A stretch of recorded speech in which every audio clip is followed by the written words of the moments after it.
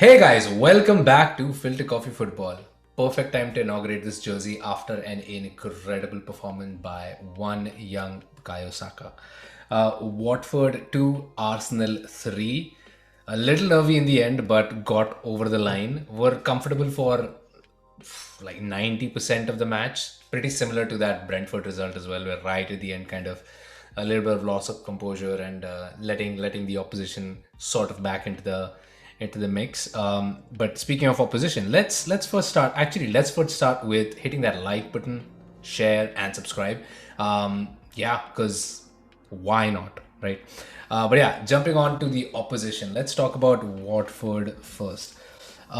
Great start. Goal disallowed at 17 seconds. I mean, I was Right. really nervous at that point because I was like, whoa. Really caught my breath once it was like, oh, okay, it's all good, it's all good. And then they did manage to come right back after you scored the first goal as well. So they definitely had much more fight about them at home this time around than they did against They United the way are they very traveled. much a home team. Yeah, Yeah, they are very actually, much a no, this home season team. they've been horrible at home. They have the fewest points at home in the Premier League this season. So, but clearly the performance was there today. But again, they were up against a really, really, really good side. Where do you see Watford? Like, what do you see going on with them? I'm doubtful whether they survive the drop because of the other teams moving up. I think they're going to end up with the drop because the other teams are moving up faster than Watford. That's that's the way it's going to go. Yeah, and no wins in a few matches as well for them. I think that's Watford is another. I mean, that can be said of most clubs this season that might be facing the drop. Is a lot of these clubs actually have a lot of talent on board. So Premier League clubs and even maybe clubs outside in other countries in Europe might be Are licking their waiting. lips at the thought of maybe being able to pluck an Emmanuel Dennis or an Ismail Assar once Watford inevitably get relegated. Was there any redeeming quality? I mean, they need a lot of points over the last 14, 15 fixtures that they have. No, 16, I believe I it guess is. they have 14 games left. Yeah. Right? So Yeah, so quite difficult for them to move up because even if they get points, are they going to be good on goal difference? Is another question. Because if they do get some points and you have so many teams on similar points, it's come down to goal difference. And Emmanuel Dennis himself has not been firing for a while, and that's it. Where do you find him? yeah, I mean, let's tip our hats to an incredible goal by Cucho Hernandez. Though that was one way to announce himself, bring himself back on the radar that he is a player that can have some moments of absolute brilliance. Uh, Pretty much every goal this match was unstoppable, right? Like there is not a whole lot the keeper could do, given the circumstances they were put in for every strike in this Exactly. match. Every goal. Yep. Yeah, so a lot of quality finishing on hand. A little bit more scrappy on that second Watford goal. That was more defensive mix-ups in there, but nonetheless, some good finishing. And the game ended a lot closer on paper than it But was in reality, in yeah. reality. Yes. So moving on to the team that actually did come out with a win. Arsenal. Oh my. I am so happy. I was like, let's hope for a great result. And like, not even just a great result. Saka was in there, getting it done, absolutely bossing that right flank. Came onto the left after the substitution, bossing that left flank as well. He just had an incredible game. And Odegaard to boot, Lacazette with 2 assists, Martinelli with Lacazette and Odegaard yeah, today. Martinelli with not a great game but still bagging a goal. Still So I the mean goal. Yeah. that's the kind of performances you need, right? Even when you're not on form, you still get that goal and help the team out. Another good performance by Thomas Partey, Xhaka, the back four. I mean, Tierney was immense again today. Ben White, despite that error leading to the second Watford goal, was really good. Who The was ball your bounced off more than that. yeah? I mean, the man of the match definitely was Martin Odegaard today. He was making the team tick more or less. The cute movements, the half turns, all of that you want from a playmaker. It's Martin Odegaard's game today. He rounded it off with a great goal. And if you observe, shifted our attacking strategy to the right flank. Now as and when we don't play Emil Smith Rowe, our attack stems from the right. Otherwise, our attack most of the early half of this season was from through the left, and there was a noticeable defensive fragility through the left because Xhaka and Tierney were both up forward while Martinelli was up forward too. But I also noticed that Xhaka and Tierney have a better sync than you think they do because they both know where the other person is and they stand appropriately. So there's never a totally gaping hole. But we need some more work on the left flank defensively if Xhaka is being pushed forward. I think this is just a system change that's Yeah.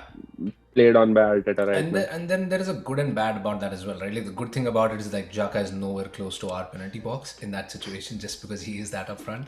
So I really don't mind him playing up front where he is, but you're right where we do need to make sure that against a better opposition, we don't leave that flank. I mean, again, we still have to play Liverpool, and that is where Mo Salah is going to be attacking from. So there is no way that we can allow that kind of space behind the Right. defense. I wonder what kind of formation he might go with. I mean, in all I honesty, think he'll well, stick to the same. yeah, The same lineup works with Emil Smith Rowe coming in place of Martinelli, I guess. You need Lacazette. I mean, Lacazette showed today why you need him because he might not have the goals in him, but he still has that bite. He'll track back 80 yards. He'll defend. He has those leadership qualities that you want to see. I mean, and two great assists. exactly. You don't want him. I mean, you want him to be scoring, but if he's realized that he can't score as much, he's setting it up. He's doing all the other off the ball work, which you need from a forward, right? So I think Lacazette is not removable from this lineup, and maybe Martinelli takes the drop for Emil Smith Rowe in that game. Yeah, possibly. I mean, we still definitely need the energy, but energy, like both players bring in a lot of energy. Martinelli hasn't had the best last couple of games, has been a little off the True. pace. Even today, he wasn't quite, like you mentioned, he was way up front. He didn't really drop back quite as deep in the defense as well. Was part of the reason why they had a little bit more liberty down that flank, Watford did. So, yeah, Emil Smith Rowe missed the match because he had COVID, feeling fine, just tested positive, so he should be Yeah. back soon, and he will probably take up that left flank going forward in this match. Odegaard, I mean, like you said, amazing performance. My only complaint of him still stays, and it was only the one chance this match, but just take the shot. Just take the shot. He ever so often he likes to be the facilitator in the situation to make that last pass, and he did that It was. today. I'll contend here. It was never his shot, though. It was never his shot. Lacazette just poked the ball at the nth moment, and I mean, sometimes you have to be ready to take a shot, and he was not in the right position. I mean, And but it was when on the his ball, left foot versus Lacazette's left foot, right? So you he passed it back to Lacazette in a situation where I mean either of them he was closer to goal, which is why I only feel like he should have probably just taken that shot I directly. never understood why Lacazette did pass that ball because as a striker, if you've dribbled past, you've Yeah. gone forward, I want you to take that shot because I know you are more than capable to do I think he that. had And a poor second touch in there where he yeah, just didn't get the ball right where he wanted, which, yeah, fair enough. Like, that should have probably been a shot by Lacazette to begin with. But I mean, Odegaard did go in, did score an absolute peach of a goal. Fabulous. I mean, his own that pass to half create turn, that. yes, Good lord, that was that so half sweet. turn, I that's wasn't it. even sure. Like, I still believe like at least part of it was just unintentional. I don't know, man. It looked so good. It was too good to be true. He's a very smart player. People don't really give him credit. People called him a softie for like not fighting for the Real Madrid shirt. I mean, you have to be kidding me. Why would he want to waste his better years at Real Madrid when he's not even being given a chance? Even Ancelotti didn't really value him as high. So it makes total sense for Odegaard to be here. He's happy, he's committed to the job, and you can see that day in, day out. Every other fixture, he turns up.